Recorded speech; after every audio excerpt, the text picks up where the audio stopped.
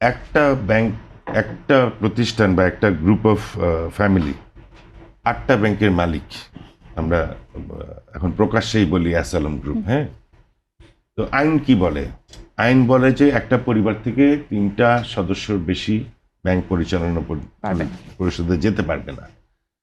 তাহলে তিনি 8টা কেমনে কন্ট্রোল করে? উনি ওগুলা শেয়ার অ্যাকোয়ার করে এবং উনি ওখানে একটা হাইকোর্টের একটা অর্ডার নিয়েছেন আমি জানি, নিয়ে উনি ওখানে বসিয়ে দিচ্ছেন, অ্যাডভাইজার বলেন বা প্রতিনিধি বলেন, ওটা বসায় দিচ্ছে। তো বসায় দেওয়াতে কি হচ্ছে, তো ওনার কন্ট্রোলে চলে যাচ্ছে। ওরা কিছু একটা ভালো মাসিক একটা টাকা পায়, কিন্তু পুরো লুটিংটা করে অ্যাসালম বা ওনার মতো আরও একটা দুটা ফ্যামিলি আছে। এই এই লুটিংয়ের কারণে কস্ট অফ ফান্ড যেটা বেড়ে যায়, টাকার যে ভর্তুকিটা ওটা ইন্টারেস্ট আকারে আমাদের উপরে এসে বর্তায়। আমি যে প্রকৃতপক্ষে টাকা নিয়েছি বা ব্যবসা করতেছি, এটা আমার উপরে বর্তায়।